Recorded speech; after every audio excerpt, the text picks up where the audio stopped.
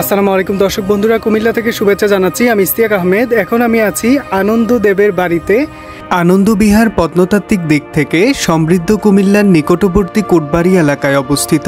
এই বিহার ময়নামতিতে আবিষ্কৃত সৌধমালার মধ্যে সর্ববৃহৎ। আনন্দ বিহার 7 শতকের শেষ বা 8 শতকের প্রথম দিকে কোনো এক সময়ে প্রথম দেববংশের তৃতীয় শাসক শ্রী আনন্দদেব কর্তৃক নির্মিত হয়। ঠিকাদার ও ইট ব্যবসায়ীদের দ্বারা এই অঞ্চলটি অনেক ক্ষতিগ্রস্ত হয়। আরও ক্ষতিগ্রস্ত হতে পারত যদি না 1944 থেকে 45 খ্রিস্টাব্দের মধ্যে এটি কর্তৃপক্ষের নজরে না আসতো। অবশ্য এরপরও ময়নামতি সেনানিবাস তৈরির সময় বিহারটি বেশ ক্ষতিগ্রস্ত হয়। বন্ধুরা, কথা বলছি আনন্দ বিহার নিয়ে। কুমিল্লার যে প্রত্ন নিদর্শনগুলো রয়েছে কুমিল্লা ক্যান্টনমেন্টের অভ্যন্তরে, তার মধ্যে আনন্দ বিহার হচ্ছে সবচেয়ে বড়, যেটি শালবন বিহার থেকে অনেক বড়। এই প্রত্ন নিদর্শনটি কুটিলামুড়া থেকে কিন্তু ভালোই সংস্কার করা হয়েছে। তেমন একটা ঘাস জন্মায়নি এবং পরিষ্কার পরিচ্ছন্নই দেখা যাচ্ছে, কিন্তু সেটার যে করুণ অবস্থা, মানে সেটা যে কালের বিবর্তনে একেবারে ভেঙে চুরে ইটের দেয়ালগুলো ছাড়ার কিছুই নেই, সেটা কিন্তু বলার অপেক্ষা রাখে না।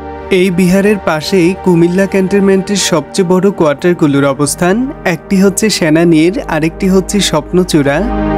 এখানে খনন কাজ এখনও অসম্পূর্ণ, তবে এ যাবৎ যতখানি কাজ হয়েছে তাতে এখানে শালবন বিহারের মতো একটি বিশাল বিহারের রূপরেখা পরিদৃষ্ট হয়। 4টি বর্গাকার দেয়ালের উপর নির্মিত আনন্দ বিহারের মধ্যভাগে একটি মন্দির এবং দেয়াল সংলগ্ন সুবিন্যস্ত সন্ন্যাসীদের কক্ষ রয়েছে।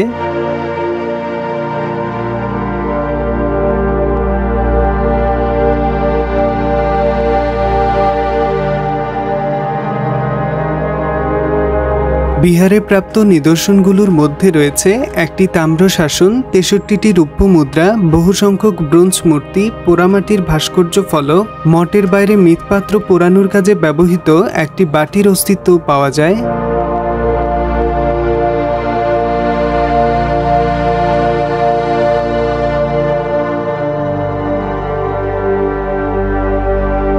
দেয়ালের পাশে এক সারিতে এভাবেই সন্ন্যাসীদের থাকার জন্য আনন্দদেব অসংখ্য কক্ষ স্থাপন করেছিলেন।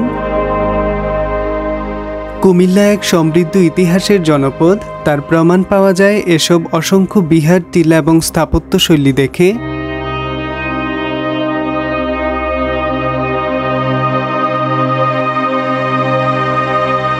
চলে গেছে সময়, তবে রয়ে গেছে ধূসর স্মৃতি। ক্ষয়ে যাওয়া ইটসুরকি এখন ঐতিহাসিক মূল্য বিবেচনায় অমূল্য সম্পদ। সম্পূর্ণ ভিডিওটি দেখার জন্য অসংখ্য ধন্যবাদ। সবাই ভালো থাকবেন, সুস্থ থাকবেন এবং ইস্তিয়াক ব্লগের পাশেই থাকবেন। আল্লাহ হাফেজ।